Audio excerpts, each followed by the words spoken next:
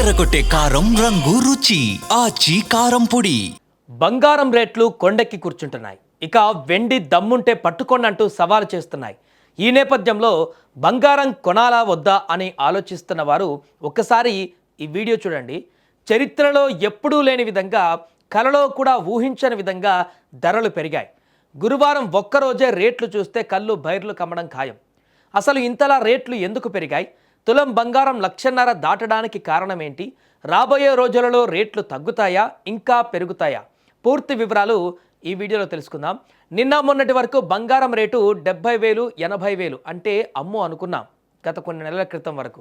కానీ ఇప్పుడు scene cut చేస్తే పరిస్థితి పూర్తిగా మారిపోయింది. తాజాగా మన హైదరాబాద్ బులియన్ మార్కెట్లో గురువారం రాత్రి సమయానికి 10 గ్రాముల మేలిమి బంగారం ధర అక్షరాల 1,59,000కు చేరింది. అవును, మీరు విన్నది నిజమే, 1,59,000. ఇక వెండి విషయం అయితే చెప్పక్కర్లేదు. కిలో వెండి ధర 3,26,000 దాటేసింది. దీంతో సామాన్యులు కనీసం కాళ్ళ పట్టీలు కొనాలన్నా కూడా ఆలోచించవలసినటువంటి పరిస్థితి వచ్చేసింది. అసలు ఒక్కసారిగా ఇంత భారీ పెరుగుదల ఎందుకు? దీనికి ప్రధాన కారణం అంతర్జాతీయ మార్కెట్. గ్లోబల్ మార్కెట్లో బంగారం ఔన్స్ ధర $4,900 దాటగా వెండి ఔన్స్ $96 దాటింది. ఇది మామూలు విషయం కాదు. దీనికి 3 ముఖ్య కారణం. ప్రపంచ దేశాల మధ్య యుద్ధ వాతావరణం నెలకొనడమే. దీంతో ఇన్వెస్టర్లు షేర్ మార్కెట్ కంటే కూడా బంగారం పైనే నమ్మకం పెట్టుకున్నారు. ఇక రెండవది డాలర్ ఆధిపత్యం. రూపాయి విలువ పడిపోవడం వల్ల మనం విదేశాల నుంచి బంగారం కొనాలంటే ఎక్కువ డబ్బులు ఖర్చు చేయవలసి వస్తుంది.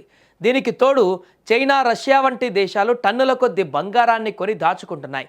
సప్లై తగ్గి డిమాండ్ పెరగడం వల్లే బంగారం ఆకాశాన్ని అంటాయి. సరే, ఇప్పుడు అందరిలో ఉన్నటువంటి ప్రశ్న ఒకటే, ఇప్పుడు కొనాలా లేక తగ్గేదాకా ఆగాల? నిపుణుల అంచనా ప్రకారం ప్రస్తుతం మార్కెట్ చాలా అగ్రెసివ్గా ఉంది. రాబోయే రోజులలో బంగారం ధరలు మరింత పెరిగే అవకాశం ఎక్కువగా కనిపిస్తోంది. అంతర్జాతీయ మార్కెట్లు పరిస్థితులు చల్లబడితే తప్ప ధరలు తగ్గేటువంటి ఛాన్స్ లేదు. ఒకవేళ తగ్గినా అది చాలా తక్కువ మొత్తంలోనే ఉంటుంది. సో ఎవరైతే పెళ్లిళ్ళ కోసం కొనాలనుకుంటున్నారో రేటు కొంచెం తగ్గినప్పుడు కొనుగోలు చేయడం మంచిది.